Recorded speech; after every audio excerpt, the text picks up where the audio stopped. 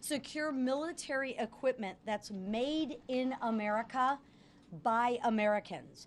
Great American warriors, and get American warriors what they need when they need it. And fundamentally, deliver peace through strength. Let me tell you how. First, there will be no more taxpayer-funded drag queen shows or gender surgeries. House Republicans are putting an end to that. We're also repealing the Biden administration's woke DEI and critical race theory efforts. Second, House Republicans are building on the accomplishments of the working families tax cuts for American manufacturing workers. The NDAA rebuilds our defense supply chains so our weapons are built by American workers, not foreign adversaries. Jobs here at home, security here at home, strength here at home. And third, House Republicans will be cutting red tape, building transparency, and shifting the focus from paperwork to firepower. Finally, House Republicans are building peace through strength. I'd be remiss to not reflect on the horrors of September 11th, 2001. Nearly every single one of us remembers where we were that day. And nearly every single one of us remembers the resolve we felt in the words, never again. This year's defense bill tells the world never again by making historic investments in our military. House Republicans are authorizing the Golden Dome, fully funding border security, delivering a 3.8% pay raise for our service members, and deterring China, defending Israel, and delivering peace through strength. So the world knows that should America go to war, we will win. America will be respected again. We will be strong again. We will win again. And House Republicans will make sure of that. And with that, I want to turn it over to a fellow Michigander, a friend, a war fighter who defended America in Iraq, Guantanamo Bay, Kuwait, and the Korean DMZ. My friend, Congressman Tom Barrett.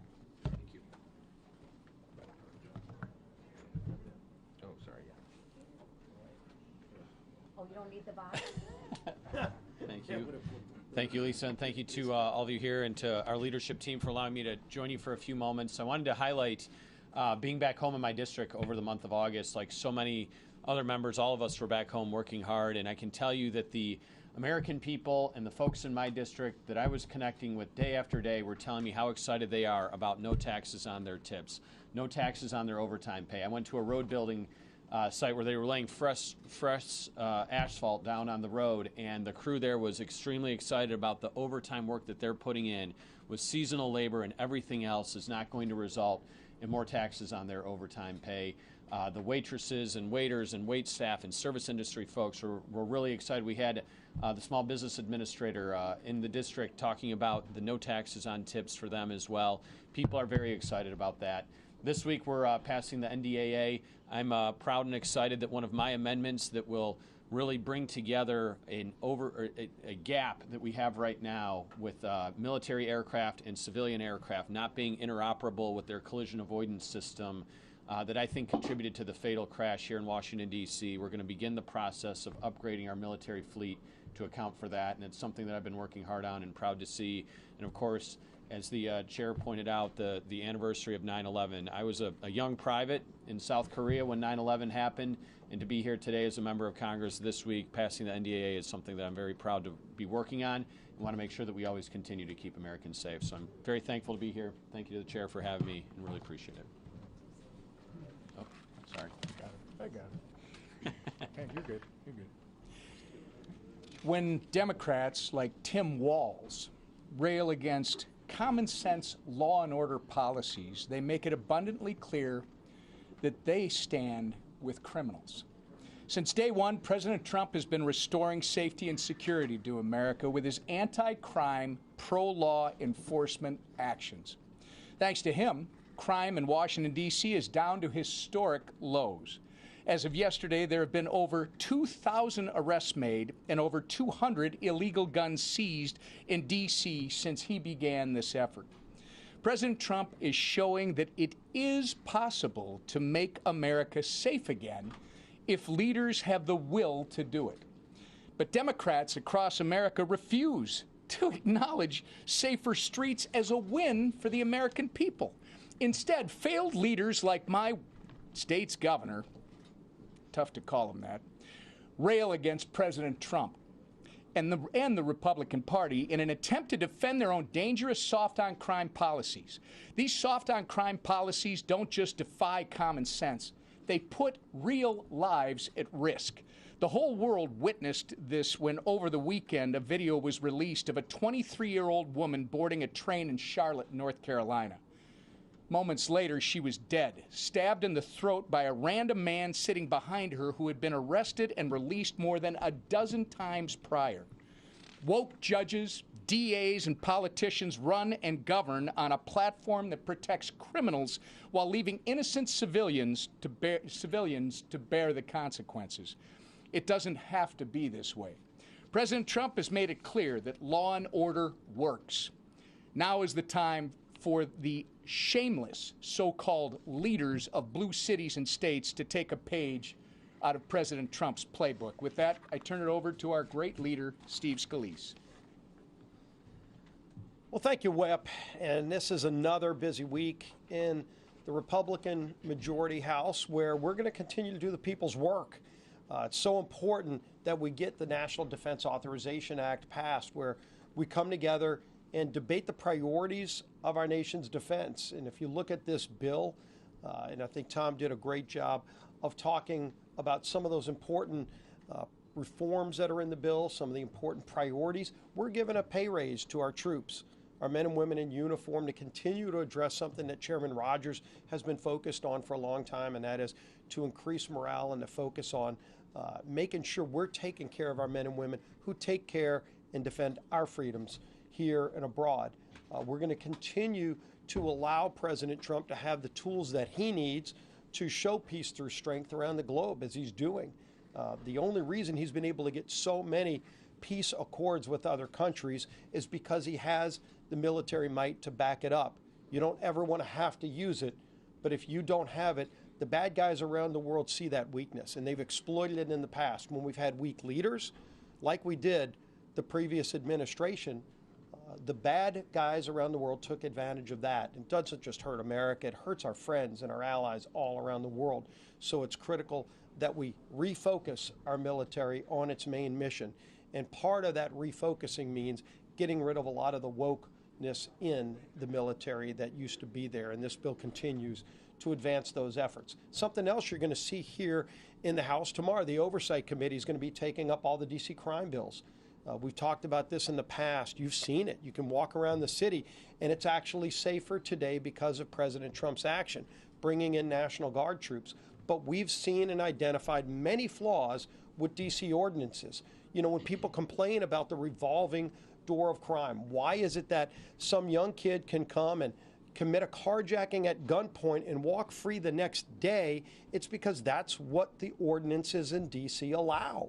They actually allow soft on crime measures, so we're reversing that. We're going to be bringing bills through committee tomorrow and ultimately to the House floor in the weeks ahead, where we will make D.C. safe again. We will get rid of all of these ridiculous laws and limitations on law enforcement. No cash bail.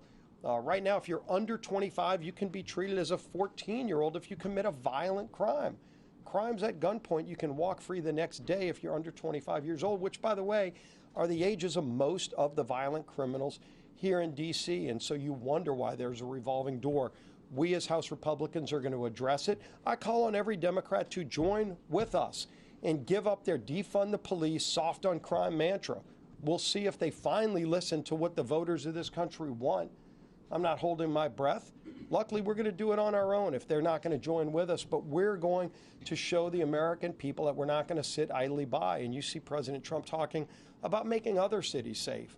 And, you know, the whip talked about Governor Walz. You see Governor Pritzker. You see so many other governors trying to defend criminals, trying to criticize President Trump for stopping murders in their own cities. Those governors should be working with President Trump to figure out ways to stop murders. You know, if Governor Pritzker, instead of trying to come up with tweets to criticize President Trump, he could deploy the National Guard himself in Chicago and stop the 7 or 8 murders every weekend if he cared about it. But he doesn't. They want crime to continue. They want to continue defunding the police and try to have it both ways. And President Trump is tired of that game because he's tired of watching people be hurt. There's no reason for this violent crime wave that we see in so many cities. So we're going to continue to have the president's back and frankly, have the American people's back. Regardless of their party, regardless of what city they live in, everybody deserves to be safe. And Republicans are going to continue to push policies to help put that in place. And the person who is leading that charge is our Speaker, Mike Johnson.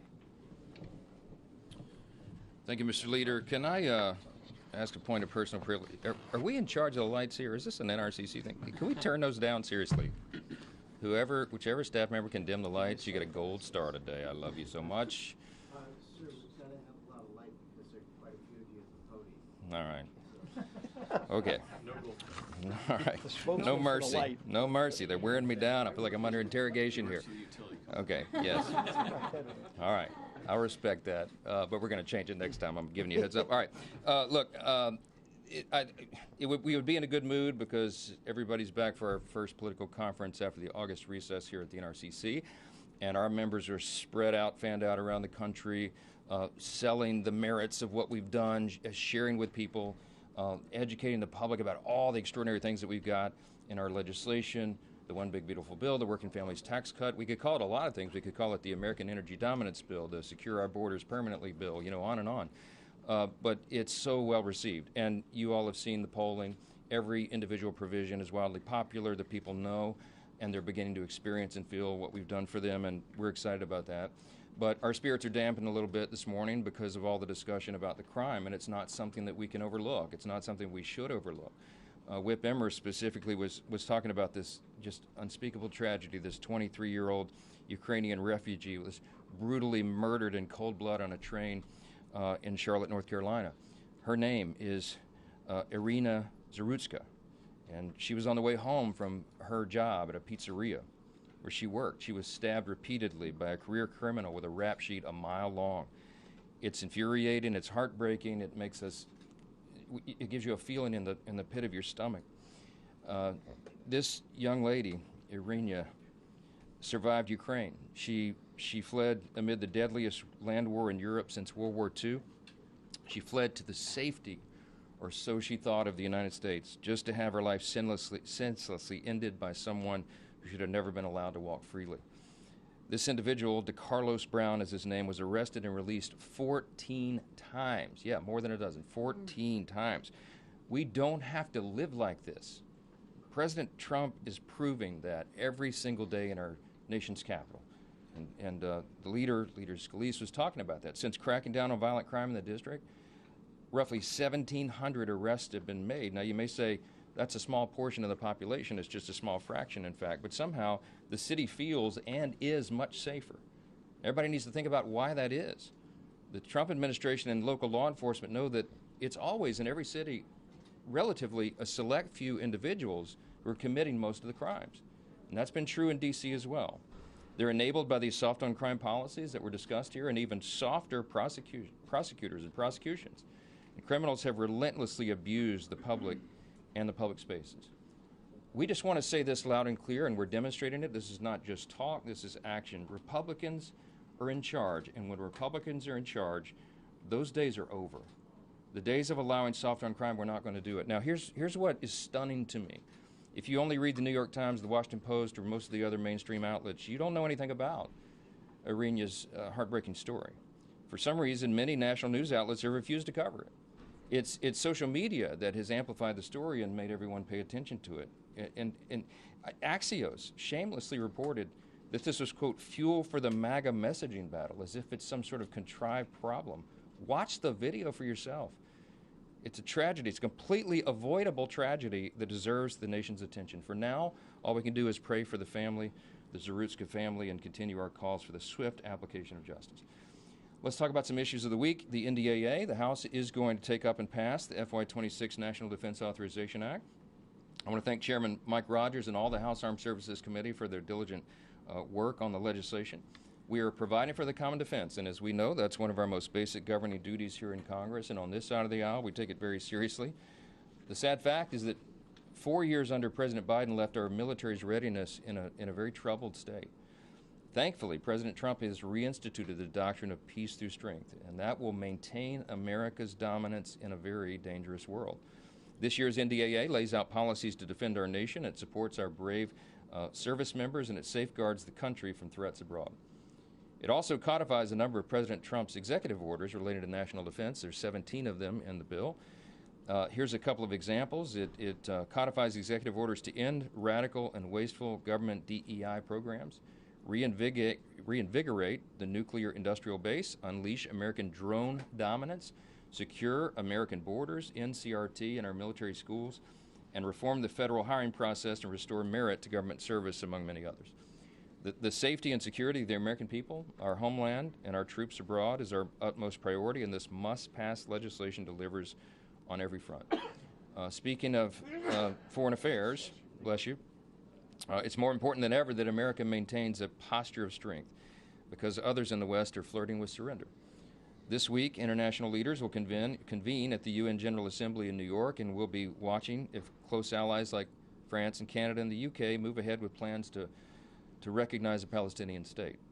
It's equally baffling as it is deeply troubling to have this idea that you would reward Hamas with statehood before they've returned every hostage.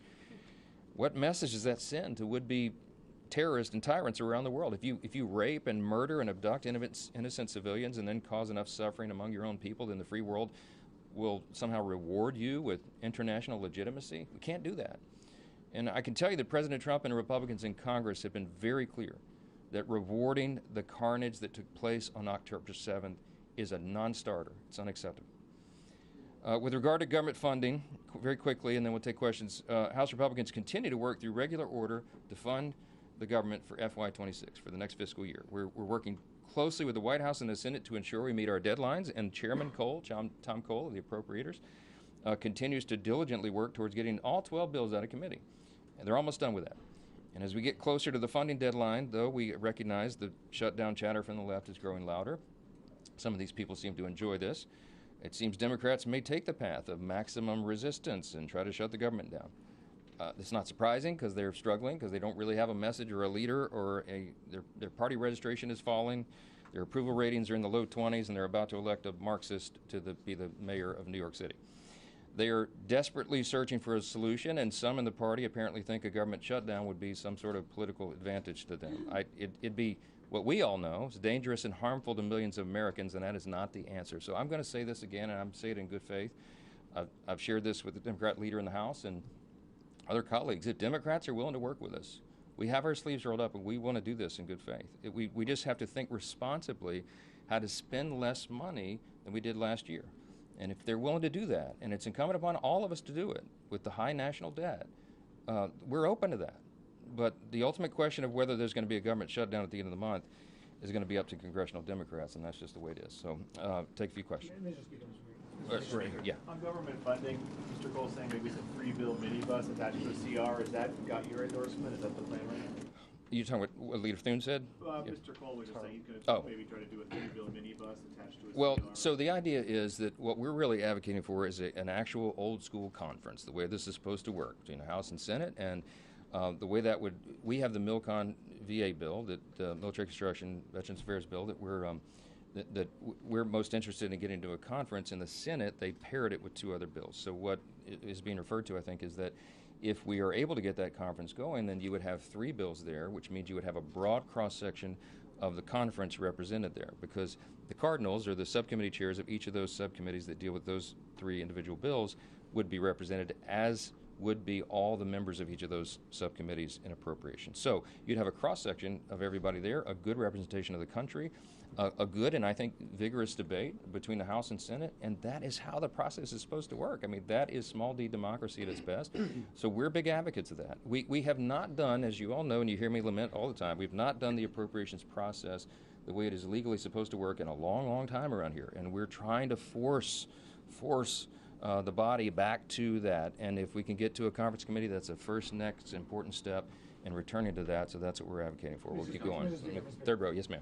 Thank you. The D.C. national emergency expires tomorrow. I know that you said yesterday that it's not necessary to extend it at this time, but there are some members of your conference who would like to see the president's emergency powers in D.C. expanded for a longer time than 30 days. Do you expect that to get a vote on the floor this year? No, I'm among them, but my understanding is that the current status of it is that the Democrat mayor of D.C., Muriel Bowser, wisely welcomed the assistance, and she said effectively, is that the way I read that or understood it was an indefinite welcome, Matt, to keep the crime low. We all benefit from that. Every single person in this room benefits from that. You can walk home safely tonight.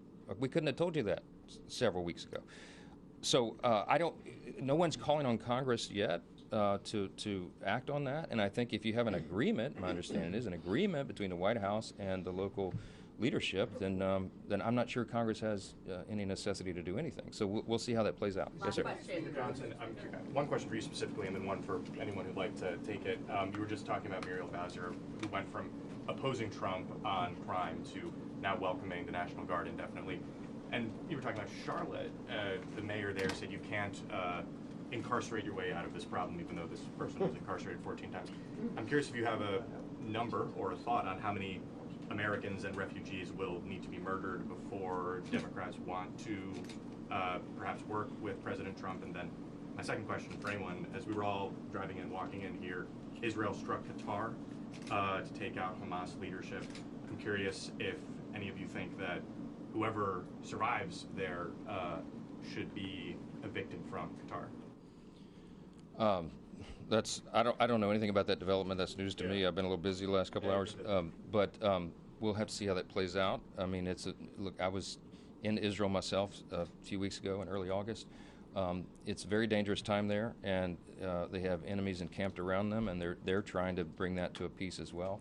But Hamas, by anybody who looks at this reasonably, and in my view, this is my personal view, that Hamas has to be eradicated. You've got to remove that threat on the immediate border, frankly, within the bounds of Israel. And I'm not sure about that development. We'll have to see. I'll reserve judgment to talk about that. But I would say with regard to the crime stats, it's a very good question, and not a rhetorical one. I mean, these mayors in these big blue cities have to ask this question, and I think their voters and the residents and the law-abiding citizens in all these cities should be asking local leadership, how long are you going to put up with this? When are you going to put your foot down and do the right thing, the common sense thing, the thing that is wildly popular with anybody you do ask them? Do you want do you want to reduce carjackings by 85% in your city? Because that's what's happened in D.C. since President Trump got involved. Everybody will look at you and say, of course, right? Do you want to reduce robberies by 25 to 30%, which is what's happening in D.C.? Of course. I mean, murders are down dramatically. It makes a big difference. It's quality of life. We live in the greatest nation in the history of the world. We have the greatest capital in all of the world. And we need to show that. We need to put that on display. And we need to confirm to the American people that they do not need to fear for their lives when they drive to the grocery store or they pick up their son or daughter from school. This is common sense. And I cannot for the life of me understand how the Democrats think this is some sort of winning political message. Yield, man. Let the troops come into your city and show how crime can be reduced. It's a morale boost for the country, and it's safe and right for everybody involved. So if they want to go down that road, they're going to go down that road. But we're going to keep talking about common sense, and we're going to keep delivering. Thank you. The January 6th nominees? You want to take the rest of the question? Yeah.